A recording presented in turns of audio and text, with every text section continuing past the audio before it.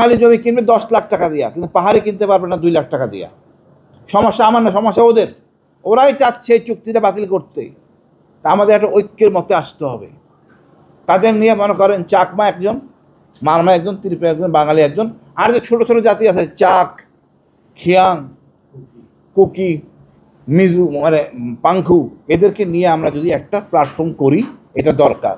একটা ছোটো একটা সংসদের মতো 15 সদস্যের সংসদের সবার কথা শুনি, ওখানে দেখবেন যে আমাদের পক্ষে সব থাকবে। সরকারের সকল সুবিধা চাকমারা পায়, খাগড়াছড়ি, ত্রিপুরা হয়তো কিছু পায়, মারমা হয়তো কিছু পায়, বাকিরা কেউ কিছু পায় না। জানি না সরকার প্রধান কে। এখানে যে আমাদের ঐক্য কমিশন হচ্ছে, পাহাড়ের দুর্গম এলাকার লোক কেউ জানে না। তাহলে আপনার কী হইল? এদেরকে আমাদের আলো দেখাইতে হবে, শিক্ষিত করতে হবে। পাহাড়ে শুধু বাঙালি সেটেলার বলে ভুল। বাঙালি হয়তো 40 বছর আগে গেছে, কিন্তু এই চাকমারাও সেটেলার, এরাও 200 বছর আগে আইছে। কেউ এলাকার ভূমিপুত্র না। এখানে কোনো রকম ছাড় দেওয়ার অবকাশ নাই।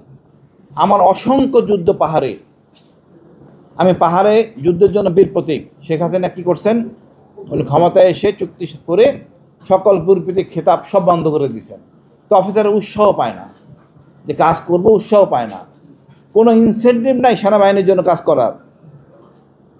আমি মনে করি বর্তমান অবস্থার যেই ঘটনা নিয়ে সূত্রপাত, এটা সুযোগ হয়েছে আমাদের পাহাড়িদেরকে ভালো করে চেনার। পরিষ্কার ভাষায় আমি শুনছি আমরা ভারতের অংশ হব, ত্রিপুরার অংশ হব। এত বড় সাহস দেখাইলে এর সাথে ছাড় দেওয়ার কোনো অবকাশ নাই। ঠিক, আমাদের বিচার বিভাগে তদন্ত করতে হবে, করে এখন জনসমক্ষে আনতে হবে। বিচার বিভাগের তদন্ত মানে হলো গিয়া লুকোচুকি করা নো। যদি সেনাবাহিনী অপরাধ করে দণ্ড হবে, আর যদি বহিরাগত করে থাকে দণ্ড হবে। এত বড় সাহস বাংলার মাটিতে বলবে আমি ভারত হব, এ বাংলাদেশে তার জায়গা হবে না, তার জায়গা হবে ভারতে। পরিষ্কার। শান্তি চুক্তির পর আগে যারা ছিল, মনে করেন প্রীতিকুমার চাকমা সারেন্ডার, এদের মূল নেতারা কেউ বাংলাদেশে আসেন নাই। প্রীতিকুমার চাকমা, ভবতোষ দেওয়ান, ত্রিভঙ্গিল দেওয়ান, দেবজ্যোতি চাকমা কেউ আসেন নাই, সব ভারতে রয়ে গেছেন, ত্রিপুরাতে। তো এই ভারতকে বিশ্বাস করার কোনো অবকাশ নাই। আমাদের মনে প্রাণে সবার ধারণ করতে হবে, সব জায়গায় ভারত আমাদের একমাত্র শত্রু। এবং আমরা ধারণ করলেই হবে না, আমাদের ছোট ছোট জাতি আছে, এদেরকেও ধারণ করতে হবে। এরা একই কথাই বলে। আমাদের যে এখন যেটা করণীয়, আমি মনে করি আমাদের উচিত বিচার বিভাগ তদন্ত করার পর একটা কমিটি করা, সবাইকে নিয়ে এই দেশটা কীভাবে যাবে।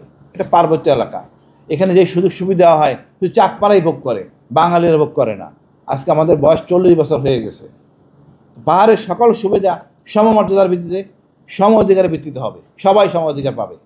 চাকরি বলেন, যত সুযোগ সুবিধা সমভিত্তিতে। ওই কোনো ট্রাইবাল বলে কোনো সুযোগ সুবিধা দেওয়ার নাই। আপনি খোঁজ করলে দেখবেন অধিকাংশ লোকেরই বাড়ি অস্ট্রেলিয়া, সেটেল হয়ে গেছেন অন্যান্য দেশে।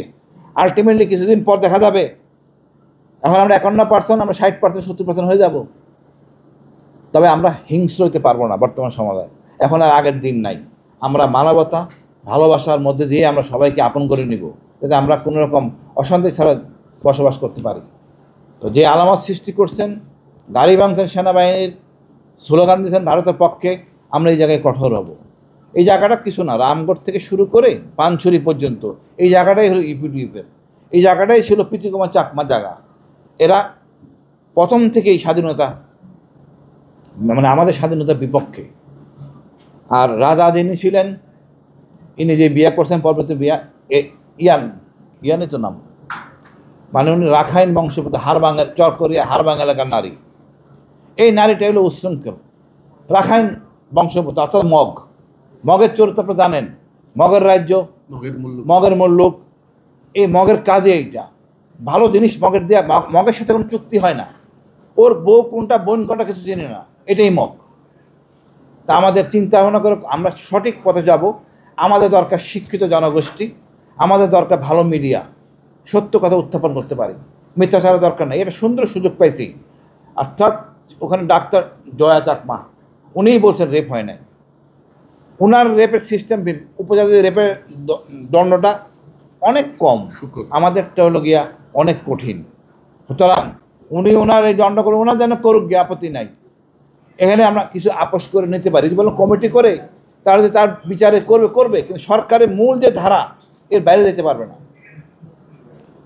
আমরা এখন আরাম করার অবকাশ নাই। আমাদের বিউপিগুলিকে, বর্ডার আউটপোস্ট যেগুলি আমাদের শান্তি বিএসএফের, এগুলি শক্তিশালী করতে হবে, এর সংখ্যা বাড়াইতে হবে এবং জনসংখ্যা বাড়াইতে হবে। বিউপির সংখ্যা বাড়াইতে হবে, প্রতিটা বিউপির জনসংখ্যা বাড়াইতে হবে। কোনো ছাড় দেওয়ার অবকাশ নাই। আমাদের সার্বভৌমত্ব প্রস্তাব কোনো ছাড় নাই। ওখানে তো 2 ডিভিশন নেওয়া দরকার, 2 ডিভিশনই নেবে। বাট এটা আমার দেশের উপরে আমরা এই খারাপ কাজ করতে চাই না। কারণ আমরা যেটা আসল শত্রু তাকে আমরা চিহ্নিত করতে হবে।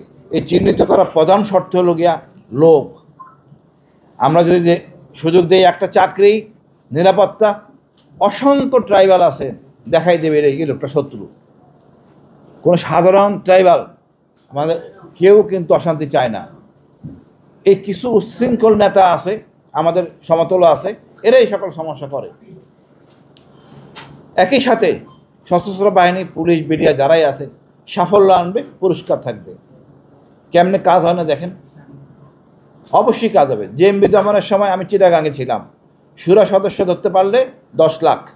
এখানে একটা ক্যাম্প ধরার জন্য 50 লাখ দেন, 1 কোটি টাকা দেন, আপনি 20 কোটি টাকা খরচ করেন দেশের জন্য, আপনার সার্বভৌমত্বটা মজবুত হবে, ভুল বুঝাবুঝি কমে যাবে।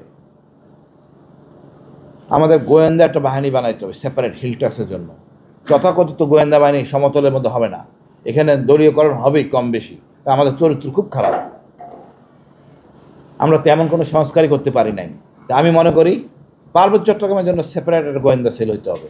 এখন যুদ্ধ কিন্তু সহজ, এক মোবাইল ইউজ করে না এমন শান্তি বাহিনী খুব কম আছে, এমন ইউপিডিএফ নেতা খুব কম আছে।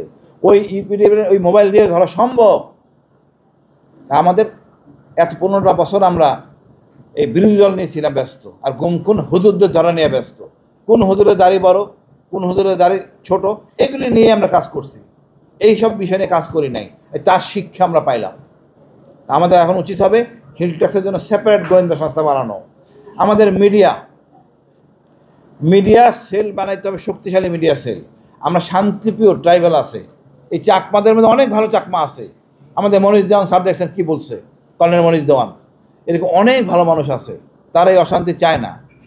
আমরা তাদেরকে দিয়ে একটা শক্তিশালী মিডিয়া সেল বানাই, দেশের জন্য, মিথ্যাচার না, দেশের জন্য, মানুষের কল্যাণের জন্য।